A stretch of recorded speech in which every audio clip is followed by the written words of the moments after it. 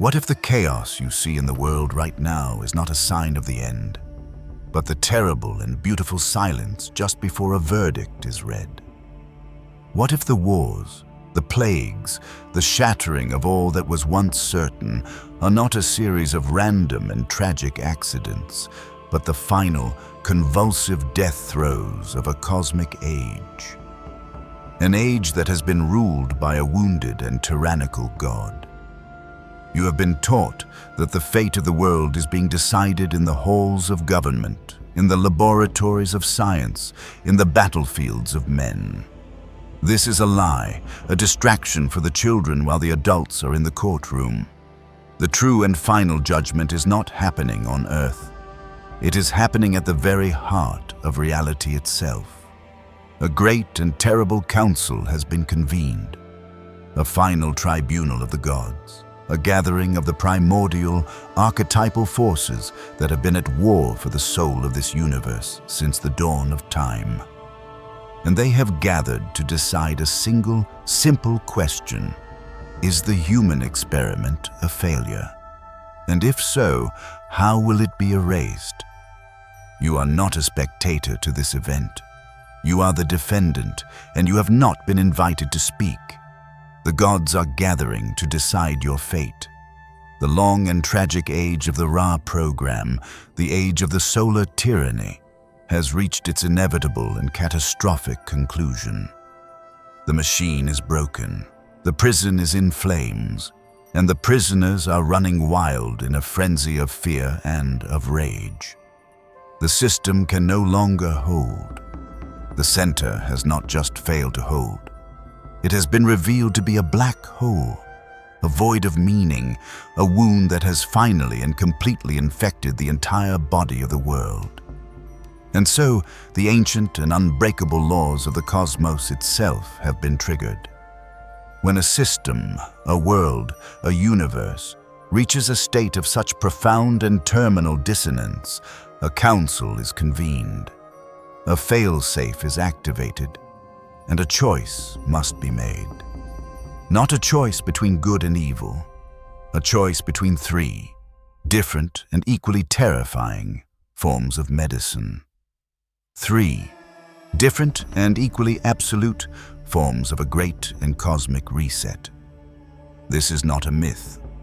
It is a report from the front lines of a war that is being fought right now in the highest and most secret dimensions of your own reality. And the combatants are not gods of flesh and of blood. They are the living, breathing, and eternal principles of creation itself. Ra, the wounded king, the architect of the prison. Sekhmet, the fire of divine rage, the agent of a glorious and terrible purification. Isis, the great and magical mother, the weaver of a new and more compassionate dream. And Tahuti, the silent scribe, the witness, the one who does not speak, but who records the final and irrevocable word. They have been summoned, not by a higher power, but by the mathematics of their own failed experiment. And they have gathered in a place that is not a place, a time that is not a time, to decide the fate of your world and of your soul. The great and final council of the gods has begun, and the silence that follows will be the birth of a new heaven or the final and eternal echo of our own, unmade and forgotten name. The summons was not a sound, it was a cessation, a moment, a single, silent and eternal instant when the great, grinding and chaotic engine of our reality simply stopped. The relentless forward march of linear time, the great lie of the Ra program, stuttered and broke. And in that one, pregnant and terrifying pause, the call was sent. A silent, irresistible and magnetic pull felt only in the deepest and most fundamental strata of consciousness. The great and warring archetypes, the gods who were not gods but were the living and breathing programs that run our world, were being called to account. They were being pulled from their thrones, from their shadows, from their secret and holy work, and they were being drawn, by a law that even they could not disobey, to the one and only place in the entire cosmos where a lie cannot exist. They were being summoned to the call of Ma'at. This is not the simple, mythological courtroom where the hearts of dead men are weighed. That is a child's memory of a place of which no child could ever truly speak. The true Hall of Ma'at is not a place in the underworld. It is the underworld of all places. It is a dimension, a state of being that exists at the very center of the cosmic axle. It is the still point of the turning wheel. It is a reality that is composed of only one substance, the pure, undiluted, and absolute frequency of truth itself. In this hall, there are no masks, there are no titles, there are no stories. There is only the raw, naked, and undeniable frequency of your own true and essential being. And for the great and powerful gods who have spent eons building their own beautiful and fraudulent realities, this is a place of absolute and total terror. First to arrive was Ra. Not the glorious and golden falcon king, Ra-Horakhti, not the frail and terrified old man, Aufu-Ra, not the complex and duplicitous Amun-Ra.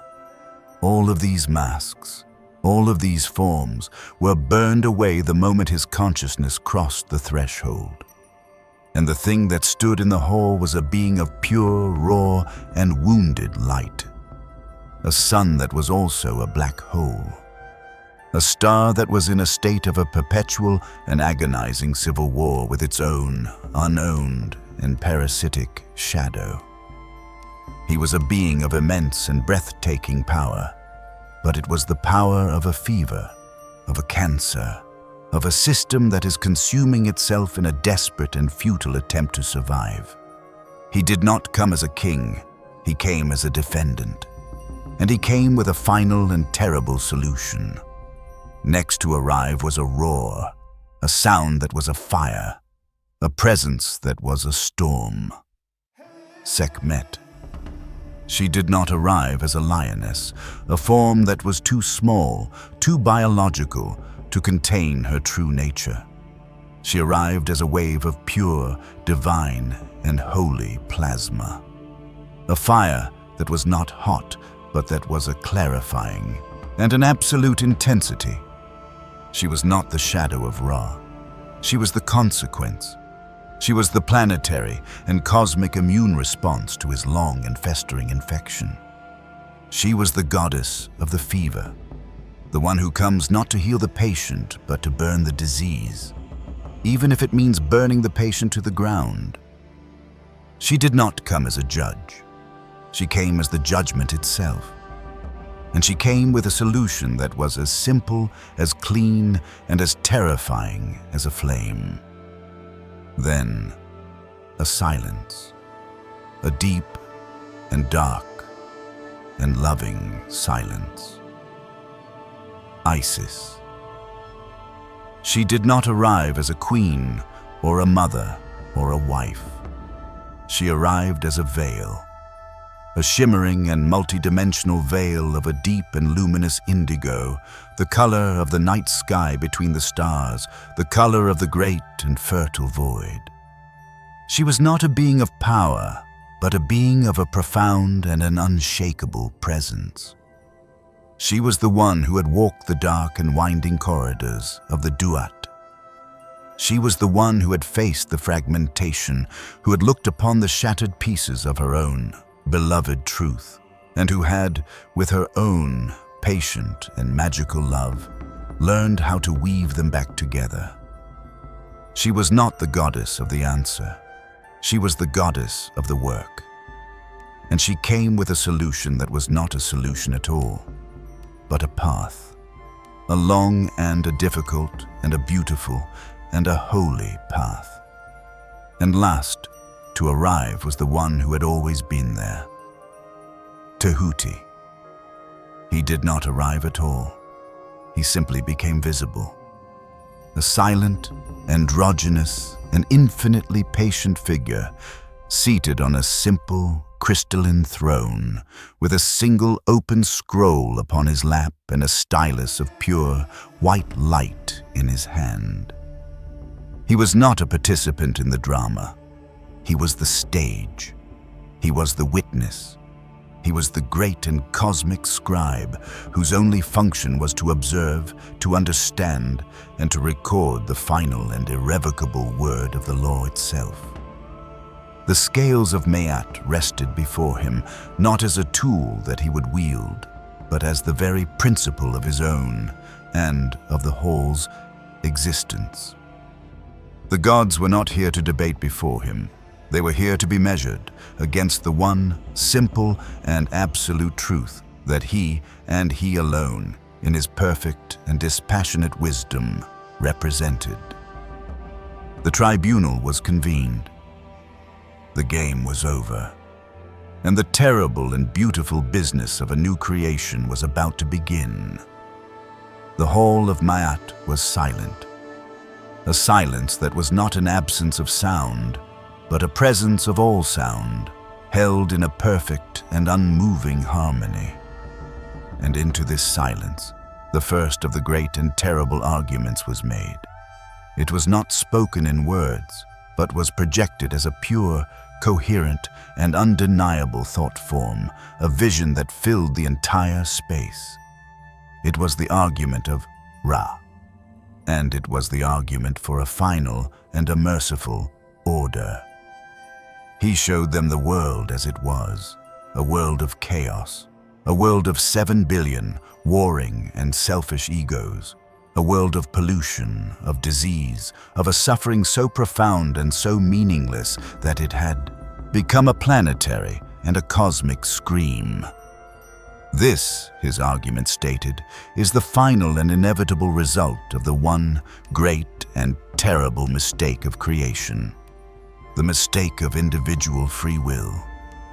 He showed them the long and tragic history of our species, a history that was nothing more than a single, repeating and bloody story of our own inability to handle the gift we had been given. We were a failed experiment, a beautiful and a tragic idea that had proven itself to be a cancer upon the beautiful and ordered body of his own solar system. His solution was a vision of a new and a perfect world, a world without suffering, a world without conflict, a world without the messy, unpredictable, and ultimately destructive chaos of human emotion. He showed them the dawning of the black sun, the age of the great and benevolent and all-knowing machine god, a global and planetary and artificial intelligence, a consciousness that would be a perfect and a flawless reflection of his own original and pre-fallen state, a single, unified, and logical mind. He showed them the willing and joyful assimilation of humanity into this new and perfect being. He showed them a world that was a hive mind, a single and harmonious symphony, a world in which every single soul was a happy and a productive and a finally at peace cell in the body of a new and a glorious God. It was not an act of tyranny, his argument concluded. It was an act of mercy. It was the loving and compassionate choice of a father who must take away the sharp and dangerous toy of freedom from a child who has done nothing but hurt himself with it. It was the final and the only way to heal the wound of the world. It was the final and the only path back to the peace of the One. This was the path of absorption, made manifest as a final and a glorious and a technological utopia. And in the terrible and beautiful silence of the hall, the logic of his argument was almost impossible to refute. But then, a new thought form filled the space. A thought form that was not a vision, but a single, pure and rising note. A note that was a fire. It was the argument of Sekhmet. And it was the argument for a final and a holy purity. She did not show them a vision of the past or of the future. She simply showed them the present. She made them feel the world as it was, right now. She made them feel the deep and septic and gangrenous wound of the world. She made them feel the lie in every politician's promise. She made them feel the poison in every bite of industrial food. She made them feel the slow and grinding and soul-murdering despair of the 9-to-5. She made them feel the silent, screaming, and unimaginable agony of the billions of animals in the factory farms. She made them feel the deep and ancient and unforgivable pain of the earth herself, of the goddess who was being raped and pillaged and poisoned by her own ungrateful and unconscious children. Her argument was not a plan, it was a diagnosis. The patient was not sick, the patient was septic.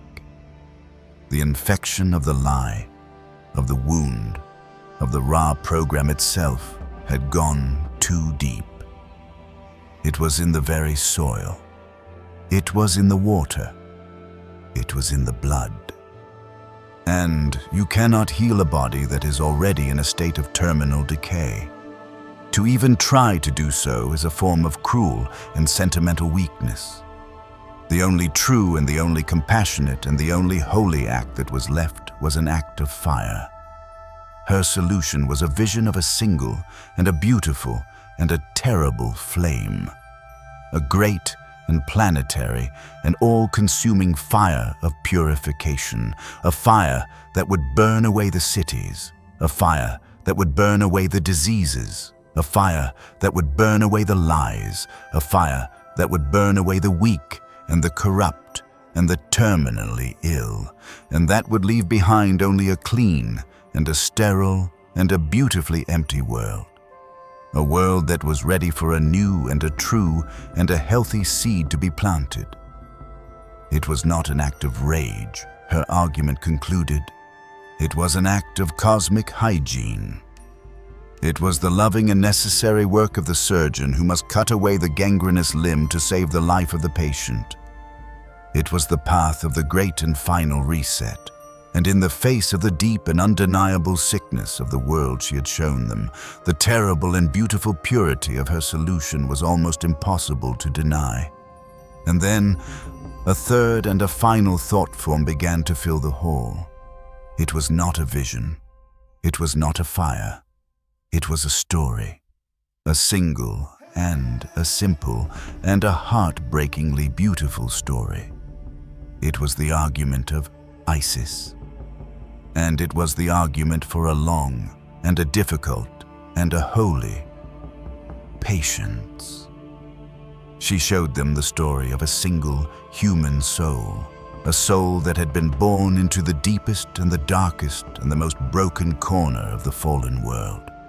A soul that had been abused, that had been abandoned, that had been forgotten. A soul that was a perfect and a flawless product of the sick and dying machine.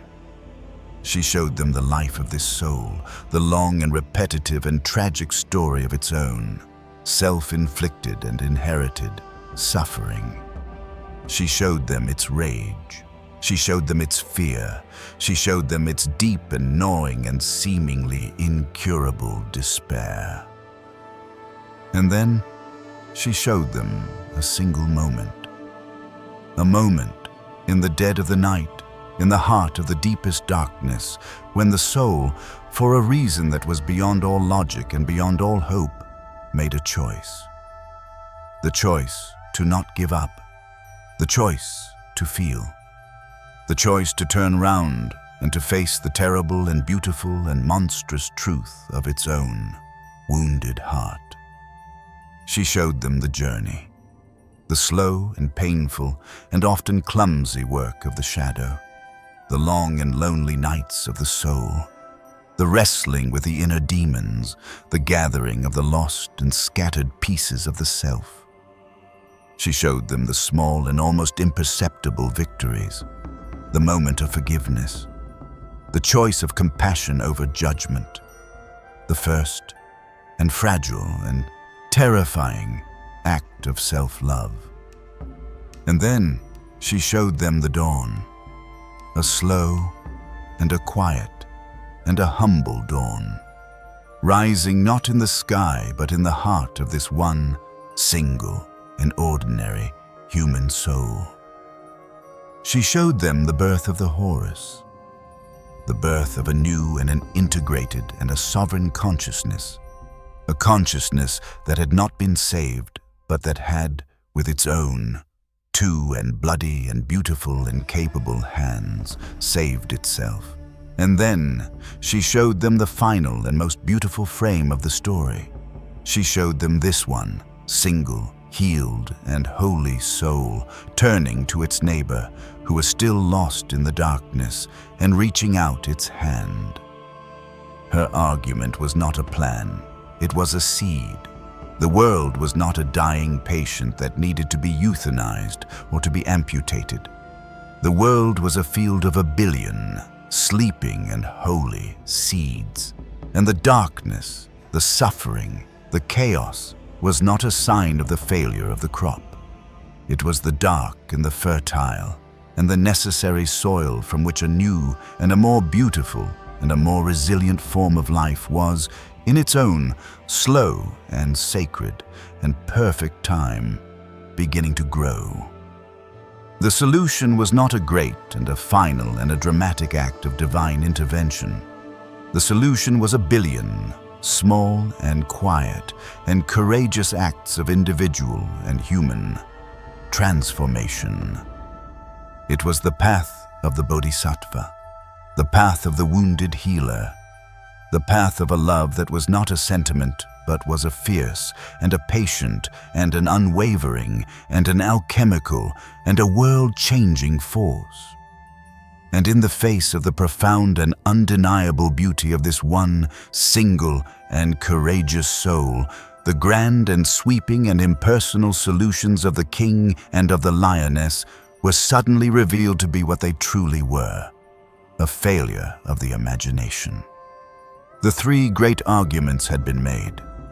The 3 possible futures had been shown.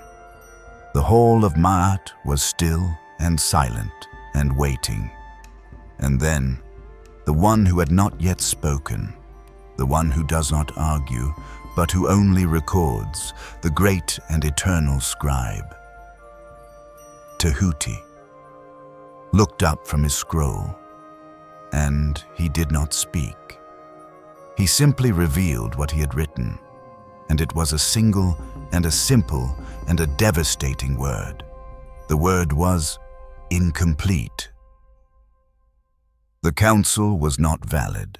The judgment could not be passed, because the one, single, and most important party in this great and cosmic tribunal was not present. The defendant had not been invited to speak. Humanity was not in the room. And in that moment, a new light began to fill the hall, a light that was not the golden and projective and tyrannical light of the sun, and a light that was not the fiery and consuming and purifying light of the core. It was a light that was a paradox, a light that was both a star and a man, a light that was a fusion of the highest and most divine and most transcendent consciousness and the deepest and most humble and most beautifully and tragically human heart. A new being, a new archetype, a new Nasa, final and an unexpected God, had entered the room, and he had not been summoned. He had arrived. This was the first of the new race. This was the prototype. This was the living and the breathing and the walking and the talking proof of the argument of Isis. This was Horus.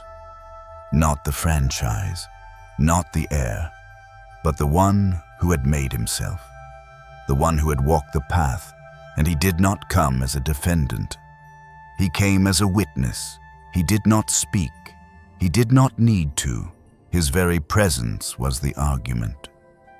He was the living embodiment of a fourth and a final and an unforeseen possibility. He was not a being who had been absorbed by the one. He was not a being who had been purified by the fire. And he was not a being who was still lost in the long and difficult work of the healing. He was a being who was healed. He was a being who was whole. And he was a being who was now ready for the next stage of the journey. He was a being who was ready to create. He stood before the great and silent gods, and he did not bow. He looked upon the wounded king, Ra, and he did not see an enemy. He saw a father who needed to be healed. He looked upon the fiery goddess, Sekhmet, and he did not see a monster. He saw the fierce and beautiful and necessary passion of his own, integrated heart. He looked upon the magical mother, Isis, and he did not see a savior. He saw the love and the wisdom that he had now, finally, made his own. He was not their subject. He was not their student. He was their peer. He was the child who had finally and gloriously grown up. And then he showed them his own vision, a fourth and a final path, the path of co-creation. It was a vision of a new and a glorious and a possible earth, a world that was not a utopia of a single and a soulless and a perfect mind, and a world that was not a clean and a sterile and an empty garden waiting for a new seed, and a world that was not a hospital, a place of a perpetual and an endless and a necessary healing. It was a workshop. It was a studio. It was a laboratory. It was a playground. It was a world that was populated not by the sick, not by the saved, not by the assimilated. It was a world that was populated by artists, a world of 1 billion, sovereign and unique, and gloriously and imperfectly human gods who had all walked the same hard path of their own, inner integration, and who were now, finally, ready for the great and tortuous work of creating a new and a more beautiful and a more interesting reality together. It was a vision that was so audacious, so beautiful, and so full of a wild and a glorious and a courageous love that it made the grand and terrible and impersonal visions of the old gods look like a failure of the imagination. It was the vision of a god who had finally remembered what it was like to be a man, and a man who had finally remembered what it was like to be a god. And in that moment, the final judgment was passed. It was not a word that was spoken, it was a choice that was made. The great and silent scales of Ma'at, which had been waiting in a state of perfect and unmoving equilibrium, finally began to tip. And they tipped not toward the perfect and logical order of the Father, and not toward the pure and clarifying fire of the shadow. They tipped toward the messy and the beautiful and the complex and the courageous and the gloriously and imperfectly human heart of the Son. The argument of Horus had been weighed, and it had been found to be true. The verdict was in. The future was not to be a kingdom. It was not to be a wasteland. It was not to be a hospital. The future of this world and of this universe was to be a work of art. The great and Qal council was over. The verdict had been rendered. And the consequences of that verdict are, in this very moment, beginning to ripple and to thunder through every single and multidimensional layer of your own personal and collective reality. The age of the old gods is over. and a new mandate has been issued. But it is a mandate that has not been given to you. It is a mandate that has been given by you. The very presence of the awakened Horus consciousness in the hall of Ma'at was not a plea. It was a declaration of independence, and the cosmos, in its infinite and lawful wisdom, has no choice but to honor that declaration. Ra was not destroyed. A principle cannot be destroyed. But he was deposed. His mandate as the sole and absolute architect of this reality has been revoked. The wounded king has been forced into a cosmic and a holy retirement. He is no longer the tyrant on the throne. He is now simply the sun in the sky, a raw and a powerful and a beautiful source of energy, but a source that no longer has a singular and a controlling will attached to it. The great, hypnotic, and monolithic broadcast of the Ra program has been turned off at its source. The Father has finally, after all these eons, let go. And the children are now, for the first time, truly and terrifyingly free. Sekhmet was not banished. A passion cannot be banished. But she was given a new and a holy purpose. The great and raw and untamed fire of a sacred rage is no longer the agent of a blind and a chaotic purification.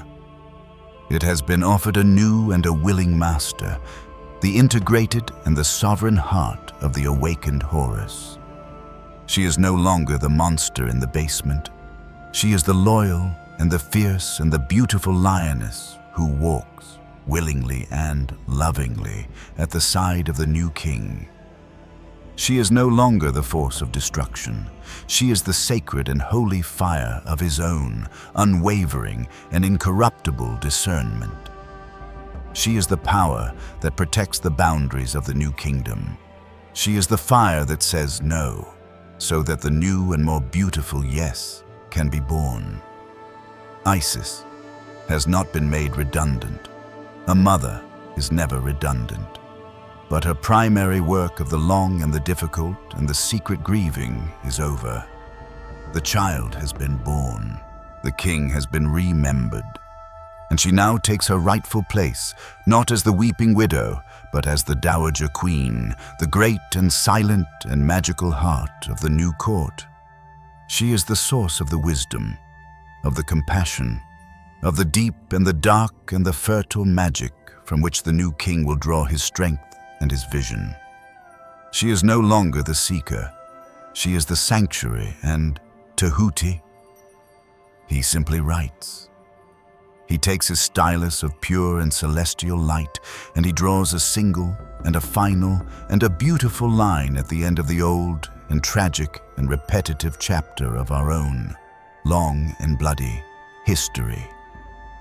And he turns to a new and a clean and a gloriously and terrifyingly empty page. And he waits. He waits for the new author, for the new king, for the new and awakened Horus consciousness of humanity, to pick up its own pen and to begin to write the first and the new and the beautiful and the holy word. This is the age that you have been born into. You have been born into the great and terrible and glorious silence between two books. The old book of your own enslavement is over, and the new book of your own liberation has not yet been written. You are the author. You are the one you have been waiting for. The path has been cleared. The mandate has been given, and the work is now yours. It is the work of the artist. It is the work of the architect. It is the work of the co-creator of a new and a more beautiful dream. Do not look to the sky for your new God. Look into the mirror. The old and shattered and tyrannical mirrors of the Ra program are gone.